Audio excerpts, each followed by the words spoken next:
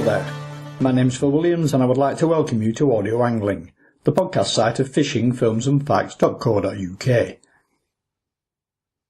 Now some people are lucky enough to make a career out of fish, fisheries and fishing, while others perhaps wish they could, but either don't find the right opportunities or simply have the dream never to follow it up. Today I'm linking up with an angler, a very successful angler it has to be said, in Dr. Mike Ladle, who's combined all of those facets by working for the influential Freshwater Biological Association, while at the same time applying a science-based inquiring approach to various aspects of his practical angling, then sharing the results with the rest of us through numerous magazine articles and books. Knowing something of your background and keeping an eye on the magazines, many people, and I must say here myself included, will have you down as a bass angler. To be more precise, a bass lure angler with an eye on conservation issues, and always, through your training and scientific background, coming at it from the scientific perspective. Yet when I suggested this while we were chatting earlier, you said that nothing could be further from the truth. So in angling terms then, what is the real Mike Ladle? The truth is I've been happy to fish for everything since I was a child, and I'm just as happy when I'm catching carp or roach or dace as I am when I'm fishing for bass or mullet in the sea. When I was younger I did quite a lot of boat fishing, but I normally fish from the shore these days. It's probably a function of being old, I expect. I used to do quite a lot of boat fishing. We had a dinghy for many years and used to go out in Swanage Bay fishing for conger and rays and things like that. But I suppose for the last 20 or 30 years, it's mostly been from the shore. I like the exercise, I think it's good for me, and I enjoy sort of doing things without a lot of palaver beforehand, so it's easy, isn't it? I just pick the rod up, which is all set up in my house. I've got several rod and reels. The reels never come off the rods unless I'm actually going abroad or something like that. And I like to walk along the shore and sort of fish for what I fancy on the day. It's also easier because you don't have such problems with weather. There's always somewhere you can go when you're fishing from the shore. I still do feature in there, but to what extent? Yeah, I've fished for bass for a long time now. I suppose 50 years since I first started to fish for these things. When I first did it, it was on a trip round the country after I'd done my A-levels, and we went down to St Ives, and when I was there I saw a chap sitting on a jetty fishing with a dead sand eel, and he actually gave me a couple of sand eels. I had a little rod with me and I caught a tiny bass. That's the first one I ever saw or caught. And of course where I lived in the northeast of England, in those days at any rate, bass were non-existent. So it was not until I moved to the south that I was actually able to fish for these things. And they were sort of a holy grail for me, I suppose, for a long time with bass. I always fancied catching the things. You mentioned earlier catching your first bass on bait, but as I've already suggested, most people have you down as a lure fisherman. To what extent, then, does bait feature on the menu these days? Yeah, certainly done an awful lot of lure fishing for these things. The biggest bass I ever caught, in fact, was on a plug. But the 3rd, 4th, 5th, 6th and 7th were almost certainly on live or dead bait. I haven't actually totted them up, but I'm happy fishing with any method. Just as I like to catch any sort of fish, I'm happy fishing any method really. And I enjoy lure fishing, it's exciting, but I'm not so sort of set in my ways that I don't think there's any other way of catching the things. And I think it's just as exciting when the line starts running out through my fingers when I'm bait fishing as when I get a hit on a lure when I'm reeling it in. What about other aspects of sea fishing? What else do you regularly do? These days it's mostly bass and mullet. I've done a lot of fishing from the shore for things like conger and wrasse. Caught a lot of wrasse on those coasts. Nowadays it's mostly people using LRF gear to catch wrasse, isn't it? There's a sort of change in the way of approaching these things, but to me it doesn't make any sense because all you can do is litter the seabed with a lot of gear if you do that. But I was catching bass on lures, certainly 30 years ago. We don't have much opportunity for LRF up here in Lancashire, for which reason I've yet to give it a go. So just how effective is it, and might it be the big thing for the future? Oh, it's very effective, and it's good fun, I think. And it's what you probably used to do when you were a kid, as I did. You fished for things like blennies and little wrasse and gobies and stuff like that. And you can use very fine gear, but of course, when you hook a big fish, you can land it. It's like a lot of coarse fishing, isn't it? You know, they use sort of 1 or 2 pound lines, and sometimes they land big carp, but it's not really the way to do it. So what you're doing, you're actually fishing for small fish. So I think it'll never be a sort of replacement for catching decent fish, I don't think. It's just an enjoyable way of getting something. A lot of people like to get plenty of bites, I think, and to catch something. And nothing wrong with that, of course. But it's certainly not my thing. Nah, me neither. And I believe you also do quite a bit of freshwater fishing too over the winter months, particularly for the pike when the sea fishing quietens off. Yeah, well, of course you can fish. I've got pals who fish all winter in the sea for bass, and they do catch some. But I think everybody have to admit that it slows down an awful lot in the winter, whereas the pike fishing in my local rivers is very good. And it can be consistent fun. I'm not mad keen on going out and catching nothing time after time. If I get a whole series of blanks, I start to think I'm doing something wrong, even though I know I'm not. But yeah, there's some good pike, good, enjoyable fishing, and I still get the legs stretched a bit. I like to be on the move. I'm one of these people who never still, I'm afraid. That's the Mike Ladle of 2014. But as with the rest of us, what we see today will have its roots in many other aspects of angling and related topics. So talk us through your earlier formative years, right back to the year dot. It is a year dot now, I suppose, when you get to my age. Well, I think I must have been about 5. My dad was away in the Navy during the war. When he came back, I must have been 5, I suppose. I lived in Leeds in those days, and he took me for a walk up by the local golf course.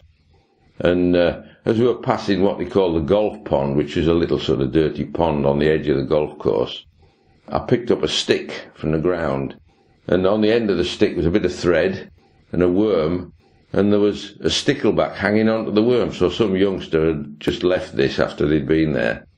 And I we found a jam jar or an old bottle and put the stickleback in it, and I kept that thing for months and months after. I remember it got frozen solid that winter in the jar, and I think I was hooked then when that stickleback sort of swung in out the water, you know. So I've been a fisherman ever since. And presumably push you on to better things, particularly when you went to university and started to move to other parts of the country. Yeah. Well, I suppose even before that, I did have people who helped me a little bit with fishing. My great-grandfather had obviously been a fisherman. I didn't have anybody to show me how to fish, but he used to tell me tales of fishing. So I remember him, we used to sit in front of his fire. We lived in the back-to-backs in Leeds. And you sit in front of the fire, and he'd say to me how he looked in the canal, he used to say, and there were a pike a yard long. And you can imagine as a youngster what I felt about something like that. But as I grew up, my fishing hero was Richard Walker, and I picked up the 3rd issue of Angling Times in Leeds it was in the 1950s, I think, early 50s, as I was walking past the shop and saw this paper in the window, and I bought every issue after that for years.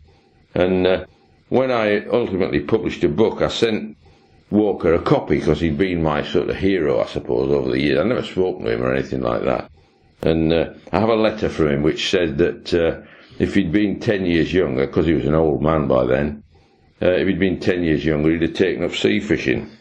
And I suppose that's one of my proudest possessions. But after that, I used to go on holiday with my parents to the Isle of Man when I was little. And then I caught things like wrasse and so on. I used to sit on the pier. Me and my pal used to sit with our legs round one of the bollards on the stone piers in Castletown in the Isle of Man and fish for wrasse. They used to sit us like that so we wouldn't fall in the sea when we got something. And as I got older, when I was in my teens, holidays were mostly in Northumberland, on the Northumberland coast, at sea houses. And there I caught lots of coalfish and flounders. Originally on hand lines, used to use hand lines a lot, and that taught me a lot about fishing. And there was some beautiful old limestone quarries there in sea houses, which had roach and perch, eels and pike in them. We didn't know what was in them, of course, when we started fishing. Tragically, I visited there probably about 15 years ago, and they'd filled them in because a local new housing estate, I think the parents had said it was dangerous for the kids, but they were fantastic. When I was a kid, I used to fish in these quarries all the time. And then, of course, I got to my late teens and had to go to university, and I did my zoology degree. I suppose, if I think about it, I really did zoology to try and improve the fishing. That was one of the reasons, anyway, why I was interested in biology. I'd always been a sort of born naturalist, I think. But at school I did maths, physics and chemistry, and I think my dad always thought I'd be an accountant like he was, but it definitely wasn't my thing. So I actually can't tell the story really. I had an interview at Newcastle to do zoology. In those days you could apply to different universities to do different things, and everywhere I'd applied for was maths or chemistry, something like that. But Newcastle, for some reason, applied to do a zoology degree. And when I went, I had a sort of separate interview, and the professor said I could go if I did an extra year. So I asked him, the only advice my father ever gave me in my life, I asked him what I should do, when I'd been offered this place. And he said, do what you'll enjoy doing, son. And I did, and I never regretted it. So I did my first degree at Durham. It was a Durham degree, and then PhD at Newcastle in zoology, marine biology.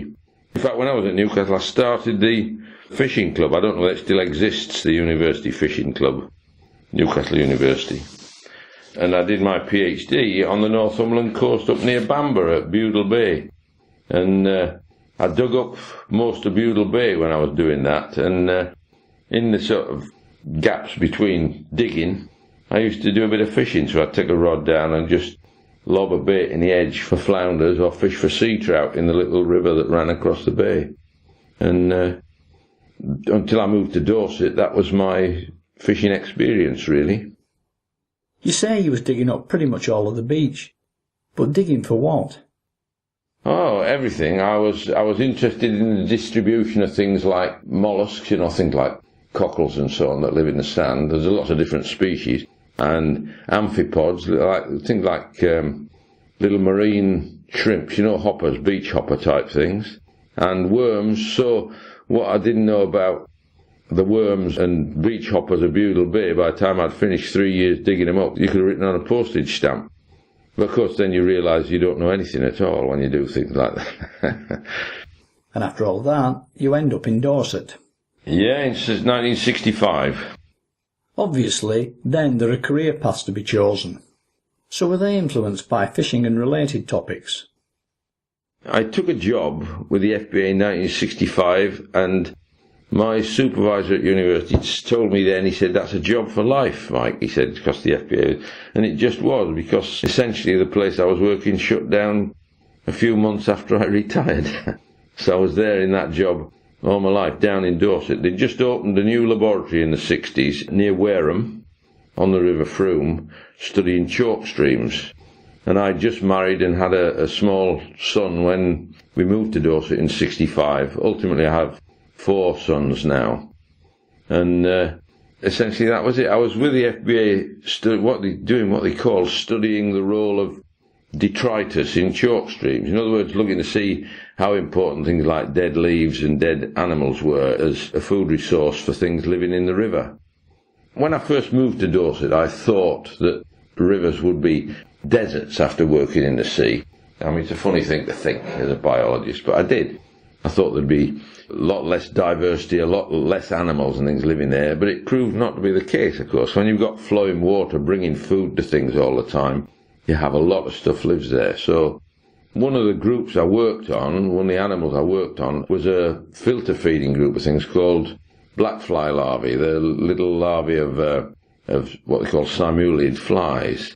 And one of them, it turned out, was a thing called now known as the Blandford fly, that bites people and causes severe bites, and I developed a control method for that, which has been so effective that it's virtually solved the problem. It used to be a severe problem in the 1960s and 70s here in Dorset, but it's more or less cured. And then after I'd worked on detritus and invertebrates, things like worms and insects and so on in the river for many years, I took over fish research at the lab as well. I remember the boss saying to me when they were reorganising the lab, would I like to run the fish research? And I said, oh yeah. I said, is that instead of what I was doing? He said, no, as well as. So that was fairly typical of the way things went.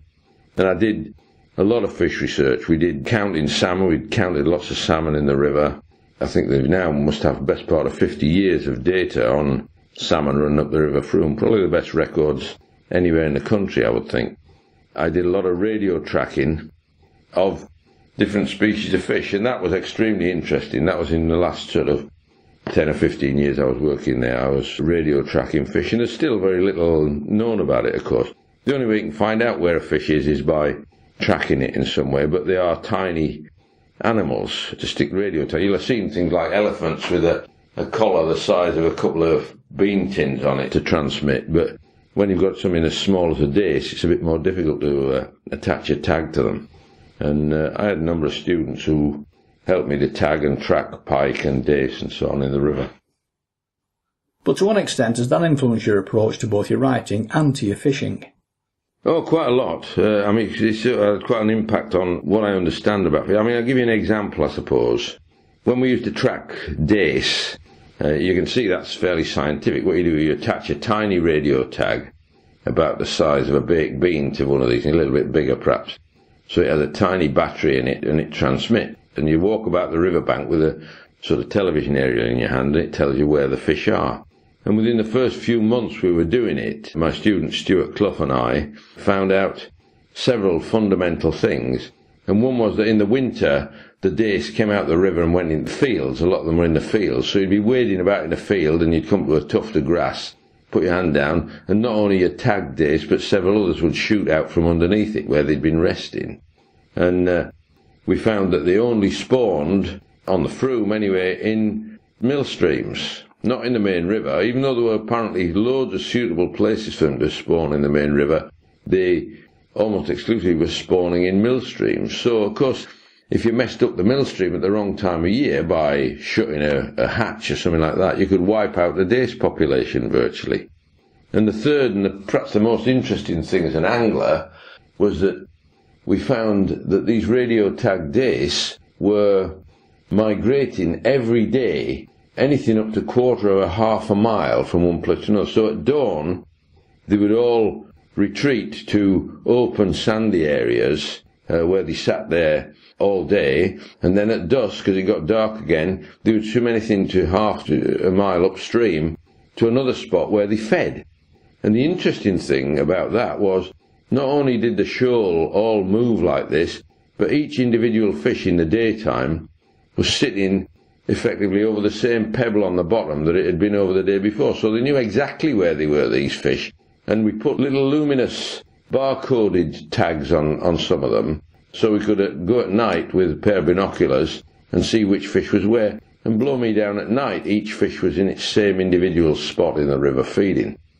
So if you're an angler, you could pack in just before it gets dark, and a minute or two later the dace could all arrive where you'd been waiting, catching nothing all day. So yeah, it's pretty fundamental, it's research and science to my fishing.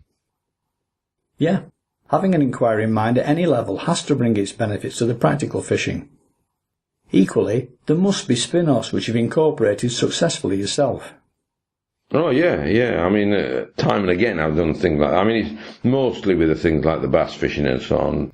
I suppose when I lived in Dorset at first, we were feeling our way. I used to fish for roach from the Rivers Frome and Piddle down here, and there's a lot of big roach, and people are still catching sort of 3-pounders here in Wareham. I've never really been into roach fishing, although I caught quite a lot when I first arrived here.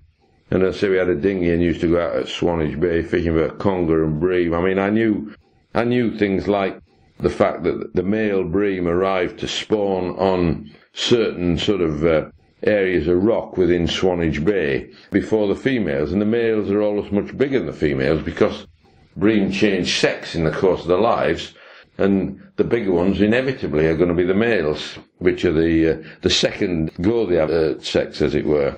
And we used to go out early before other people did in the year and catch the bigger bream on these spawning areas. So yeah, it's been fundamental, I suppose. And then my approach to it has always been to try and apply what I knew about the science of these things to catching the fish that I was after. And I suppose the bass is a good example. We caught the odd one on conger baits and so on, but they really were sort of holy grail for us. We always fancied catching lots of bass. Me and my pals who I worked with, I was fortunate to work at a place where there were about 7 or 8 other keen anglers. I suppose it was with us all being biologists, really, who were interested in fishing as well. And developing lure fishing with rapalas was a sort of breakthrough for us. That's probably the reason I've spent so much time lure fishing, because it was the first thing I did really that was effective way of catching bass. And I don't believe in chuck and chance it fishing, basically. I think you catch many more and bigger fish by knowing where they live and how they behave.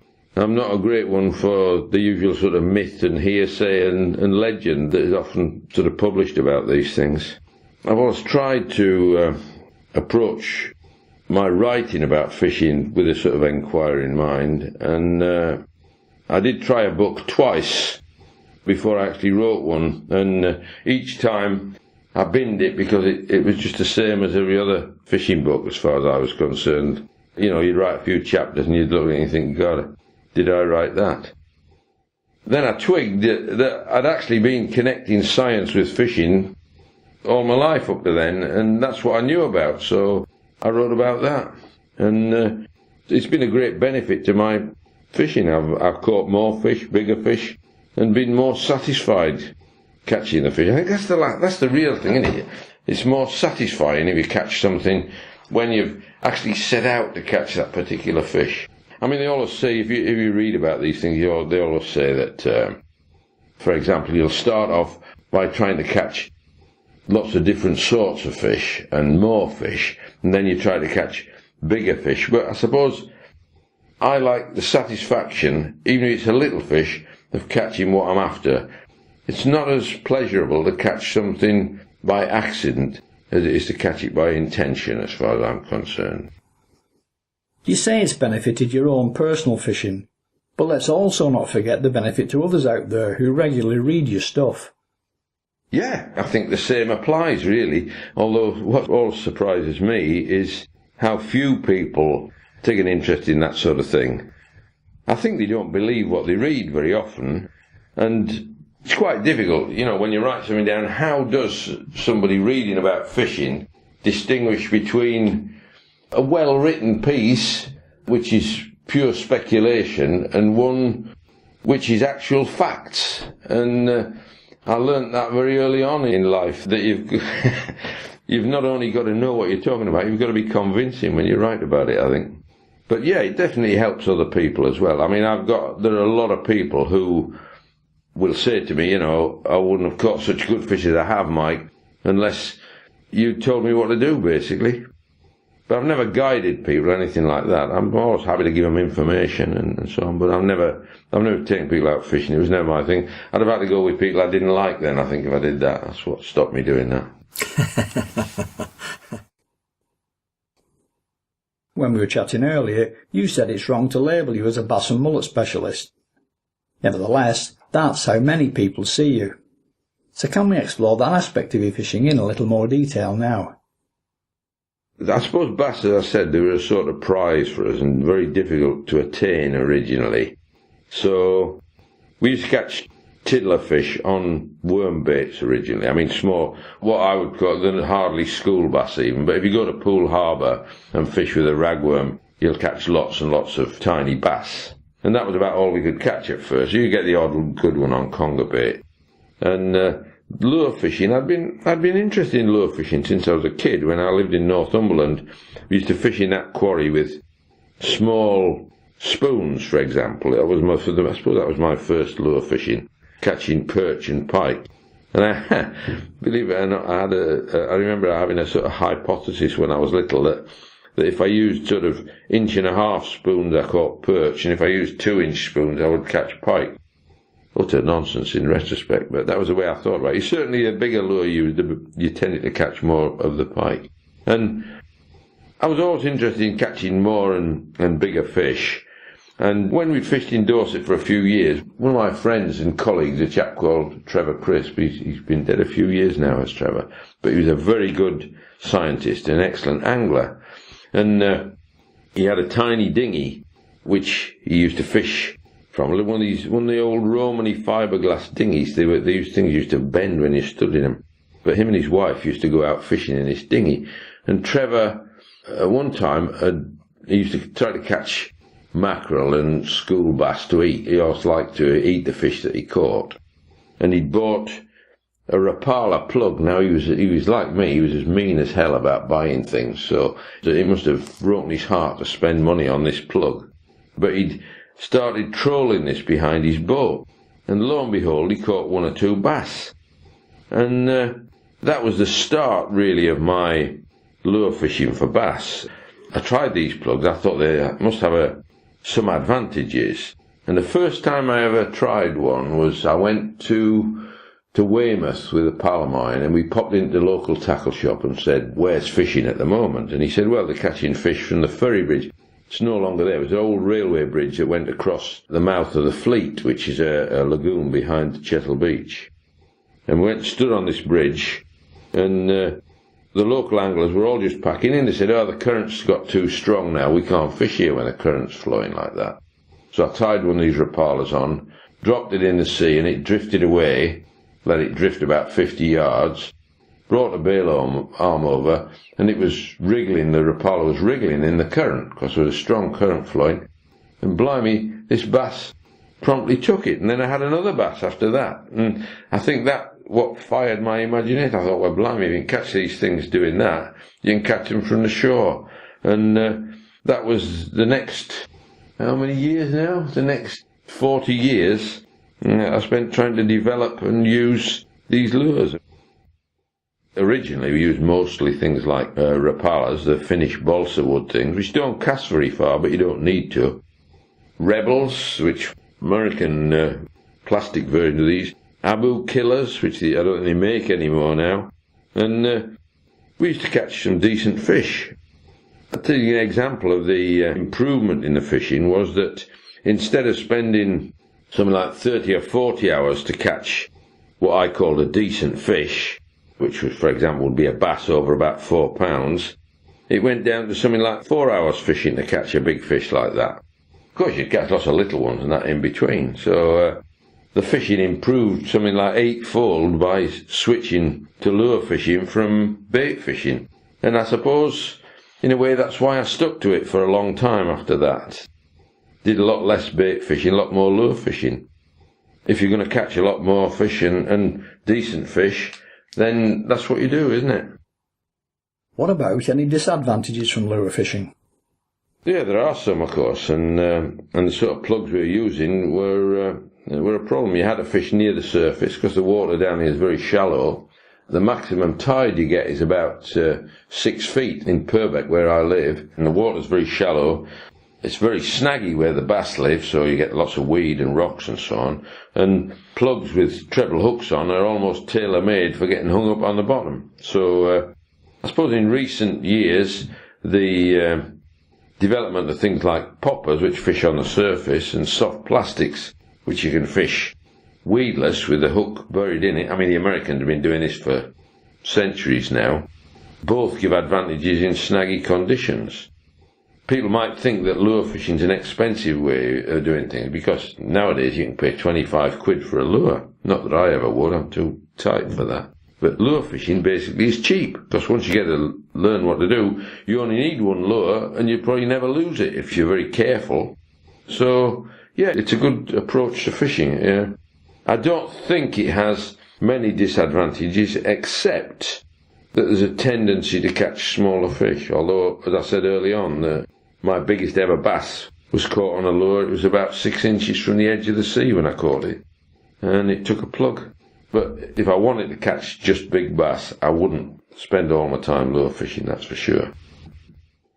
There's been a revolution in recent years in lure fishing. We used to use, and it was trial and error that had brought us to this, 8-pound nylon monofilament as the standard line on the spinning rod.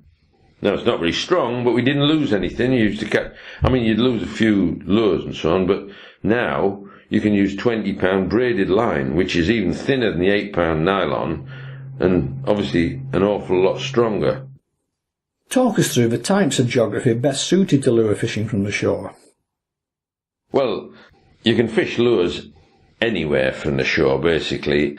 What the difference will be that if you're fishing over shallow, sandy beaches, you'll probably catch small bass. If you're fishing over rough ground with weeds, you'll catch bigger ones. And I used to have a sort of rule of thumb in my mind that the bigger the rocks were and the rougher the ground, the bigger the fish would be. And there's some truth in that. Of course, using the 20-pound braid, I was talking about using 8-pound nylon and switching to 20-pound braid, it makes little difference to actually playing and landing fish, because bass fight near the surface. You don't lose them to snags usually. There's very little problem from that point of view. And you can play and land any fish as long as you've got enough line and plenty of water to play it in. You can land anything on these things. But the braid makes a huge difference to losing lures and to feeling bites and to hooking up fish, because it's got no stretch. So you feel every little tap on the lure. When I first used it, I used to think that every time it tapped a rock, it was a fish. Of course, like anything else, you learn by experience the difference between a bite and a knock on the bottom. And for hooking fish, there's no stretch. And if you're using something like a surface popper or a soft bait that you're fishing absolutely at snail's pace, it's vital when the fish takes the lure, the line is tight and doesn't stretch. Well, if it stretches, it'll pull on the lure and then let go. But the braid means that that doesn't happen and the fish hook themselves. And I think for poppers it's almost essential to use braid. I don't think we'd have been doing it with nylon, certainly not in the effective way you do. What you generally do, you don't actually know the fish is there. All that happens is the rod bends and the fish is on. So you're not striking or anything like that when they take a surface lure. They're just hooking themselves against the tension on the braid. The sort of places that you would fish, I suppose, critical things with lure fishing are depth. So you use a lure that will fish at the right depth to catch the fish. Here it's very shallow, as I say. Most of the places I fish are very shallow, and it's a graveyard for anything that sinks. So you tend to use a lure that will float.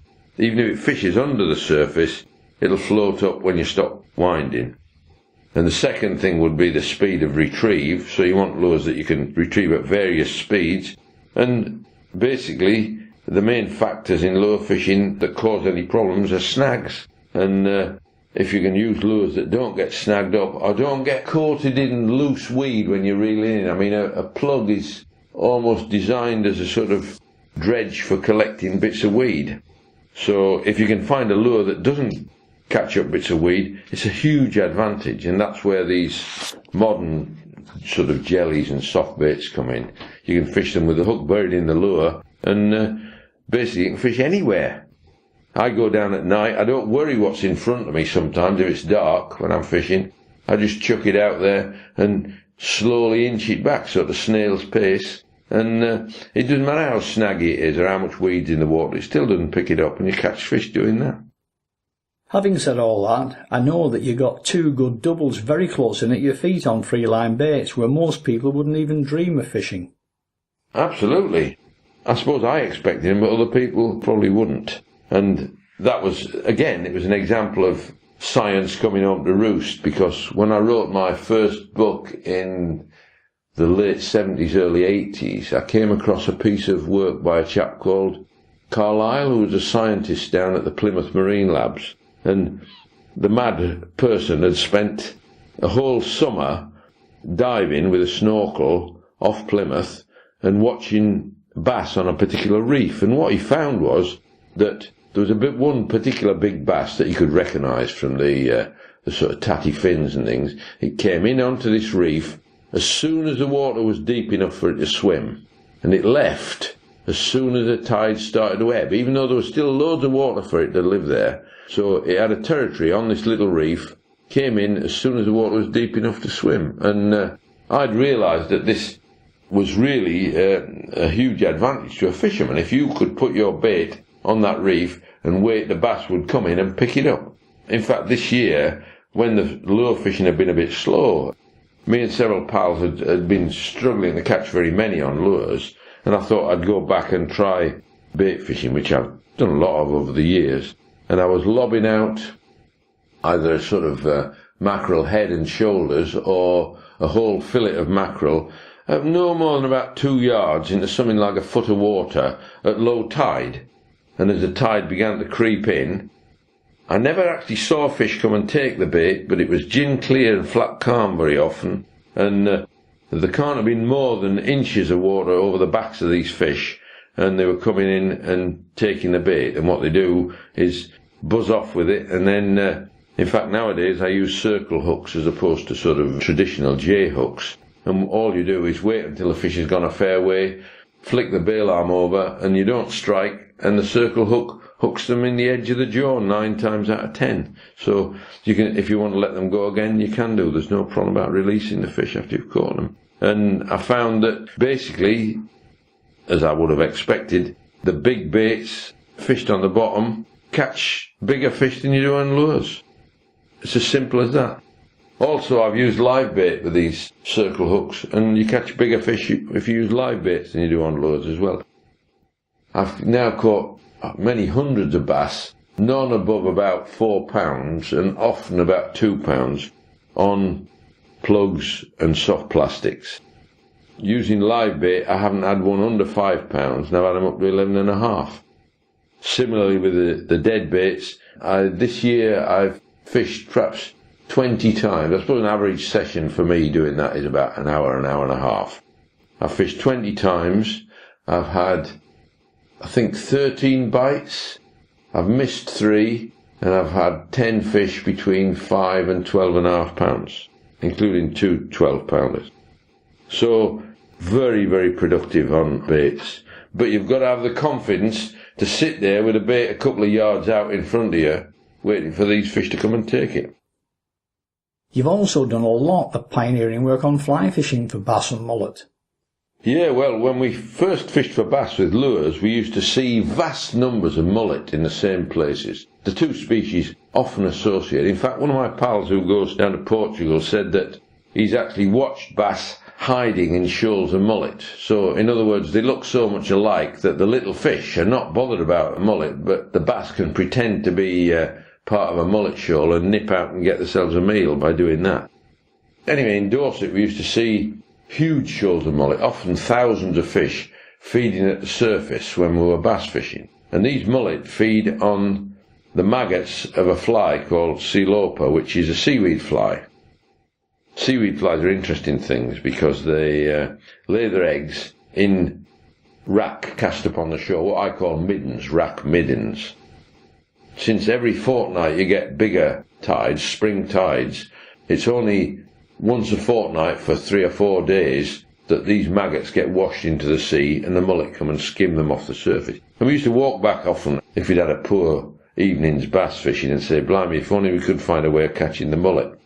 You know, the sport would be fantastic because they're big fish and they look powerful fish. And over the years we gradually developed a way of catching them on a fly, fishing a fly on the surface. And fly tackle is simply a means of casting a weightless lure to a fish.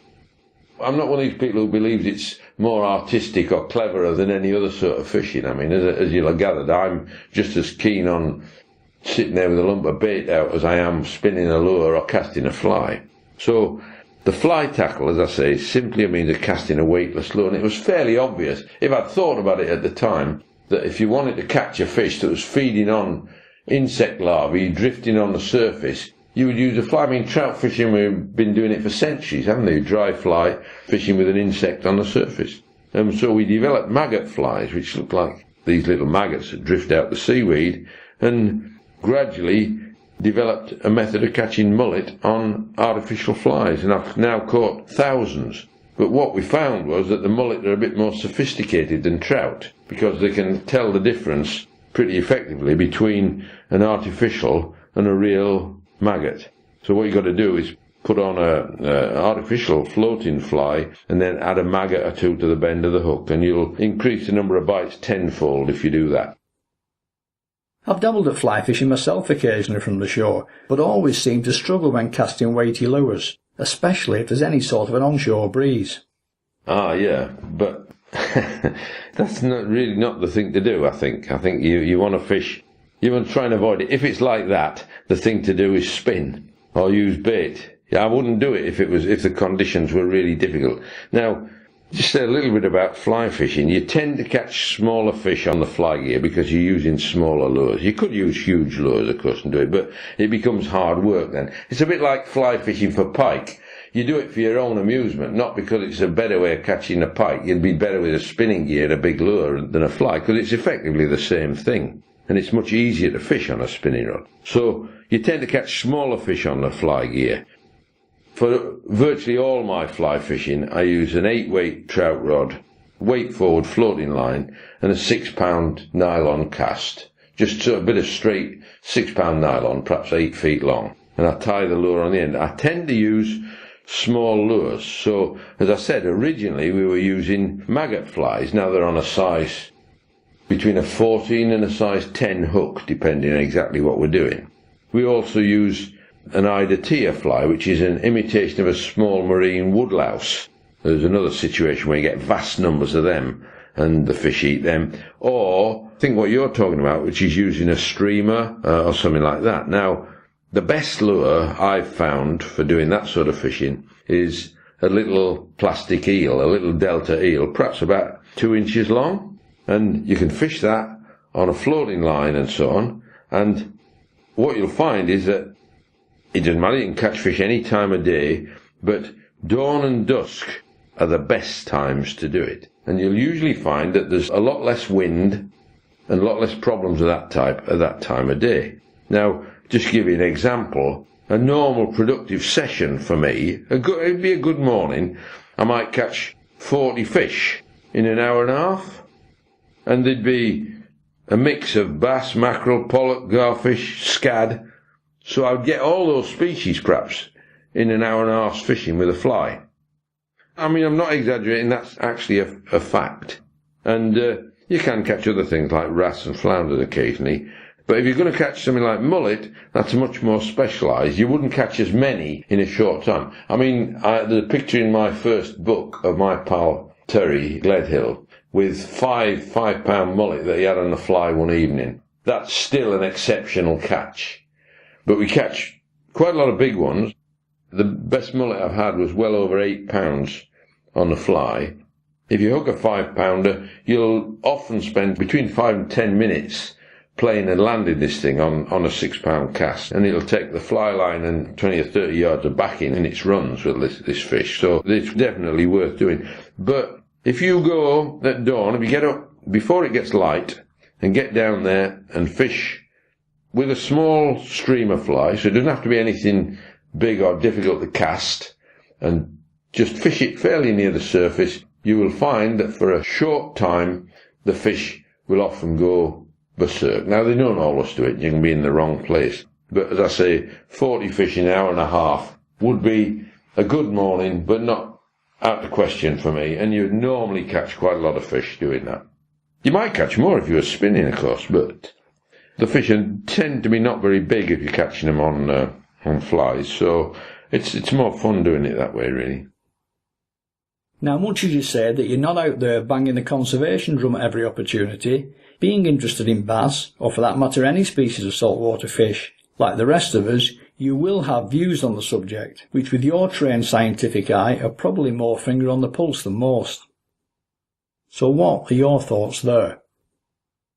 I think it's fairly grim, to be honest, at the moment. As you say, it's not my thing, really, but I'm not a great sort of conservation-minded person. I put a lot of my fish back that I catch. I don't sort of do a lot in terms of active sort of conservation, but I'm a member of BASS, for example, the sort of Bass Angler Sport Fishing Society, and if they want somebody writing to MPs, anything like that, I do it. I think it's quite important that you should do that sort of thing. There's no question that fishing's deteriorated over the years. I suppose the best and most obvious example of that has been the two world wars, sadly, because during the periods in the world wars when fishing didn't come to a standstill, but commercial fishing was vastly reduced, the size and abundance of lots of fish increased dramatically.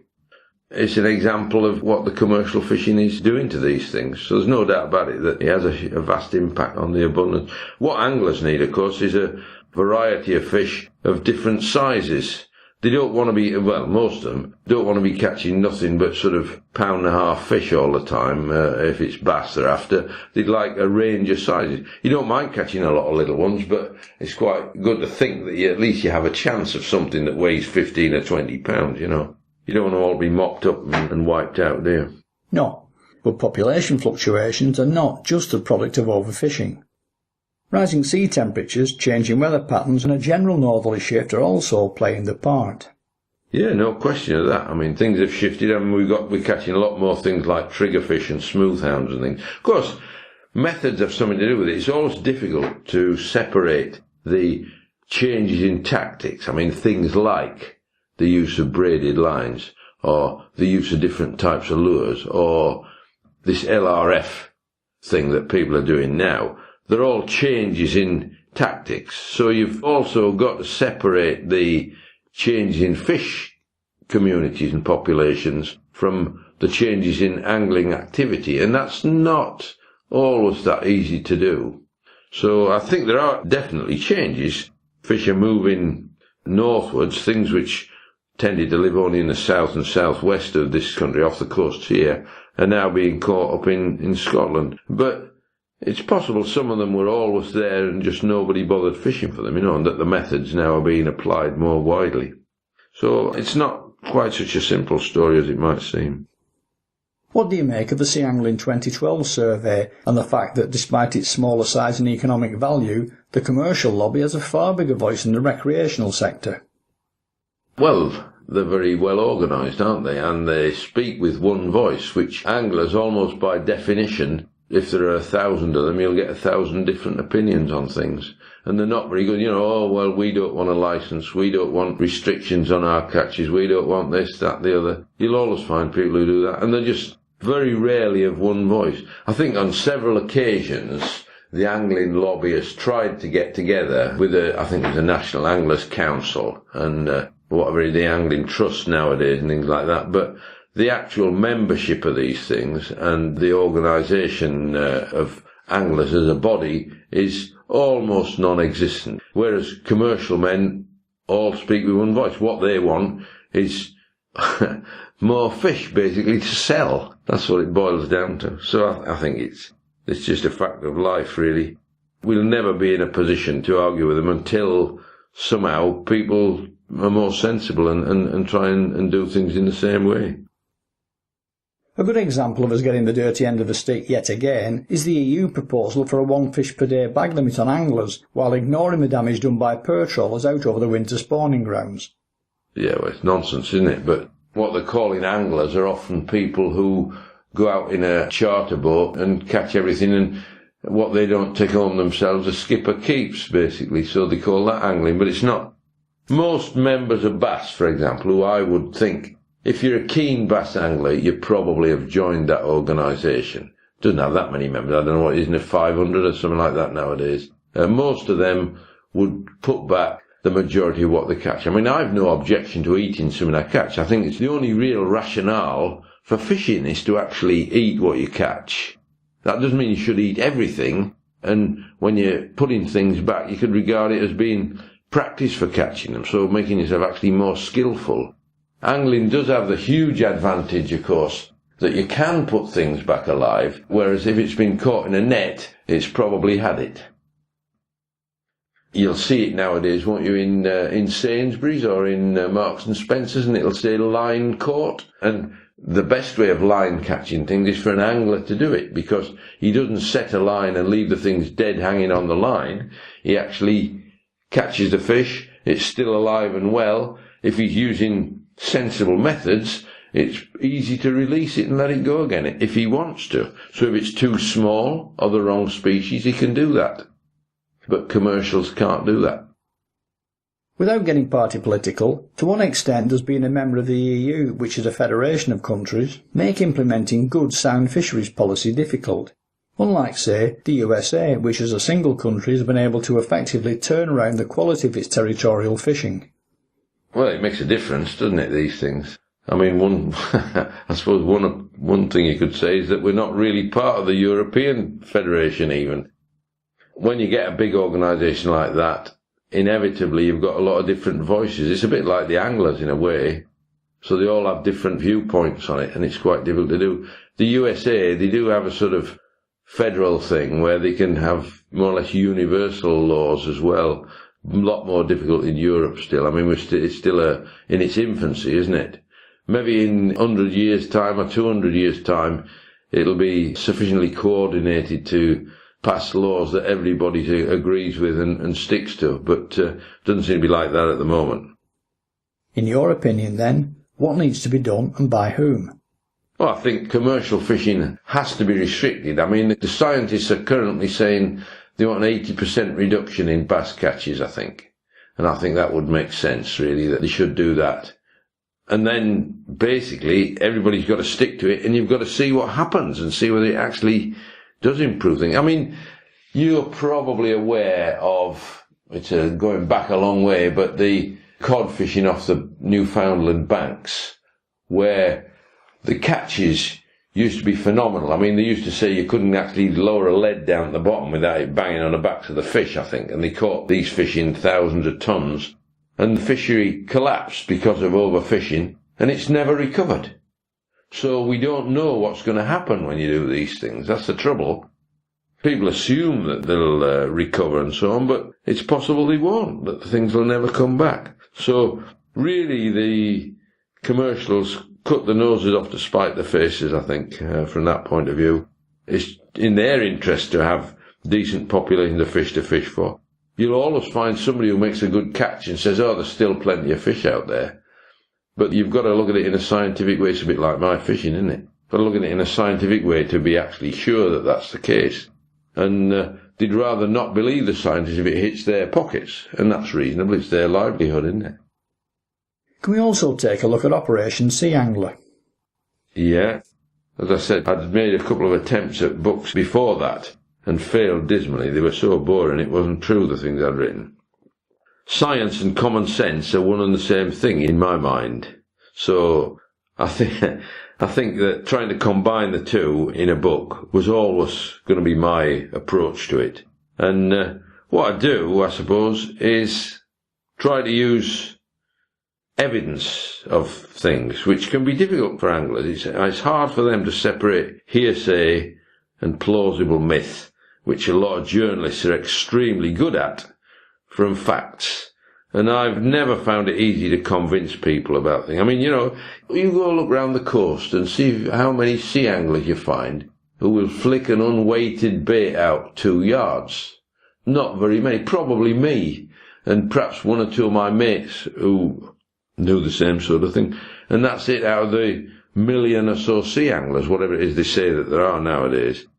Similarly, I think the number of people who will get up before it gets light and fish at snail's pace with a soft plastic is pretty minimal. There are not too many people who do it. And it's only when they realise that other people are catching a lot of fish that they start. It takes a long time for these things to sink in. And the idea of the book originally, it was published in 1983, was to get this sort of thinking over to anglers. And it did, to a small number, I think, a small proportion. I mean, you also, when you write a book, you also have the vision in your mind of it selling. I used to think, well, if it sells only to 10% of sea anglers, that's 100,000 sales. But if you got that, it'd be a miracle. I suppose, scientific approach, then time and place are 90% of the struggle for success in fishing. So if you've got to be in the right place and the right time. And if you achieve what you intend to do, then you're obviously thinking along the right lines, aren't you? Finally, you've got a son living over in Brazil and another one in Australia, plus you like to holiday over in Tobago. Some pretty amazing angling potentials there. But to what extent have you explored or utilised these? Well, it takes a long time. I tell people if they're going abroad, I mean, I get a lot of people write to me and say, I'm going to so-and-so, you know, how should I approach it, sort of thing. And I say, well, not to be impatient, because it's taken me, going to Tobago, I've now been probably 15 times, and it's taken me all that time. I still don't know anything like all of it. So it takes time, that's the first thing. Australia, I've only been a couple of times. I went for my son's wedding, and needless to say, the amount of opportunities for fishing are fairly limited when you're at somebody's wedding like that. But I hardly know it. I have a pal in New Zealand who I visited when I was over there, because it's a long way to go without seeing somebody who you know, and we write to each other every week. He has a similar approach to me. It's different, as you would expect another angler. We write to each other every week about fishing. My son now lived in Brazil for 6 or 7 years, and he's just starting to get the hang of the fishing. He lives only 100 yards from the beach. The water's warm, so you don't need to even wear waders or anything like that. There's a huge diversity of fish there. I mean, absolutely enormous. You can go, if you put a bait out, it wouldn't be unusual to catch 20 different sorts of fish in a session, sort of thing. Most of them will be tiny, so there are vast numbers of small fish.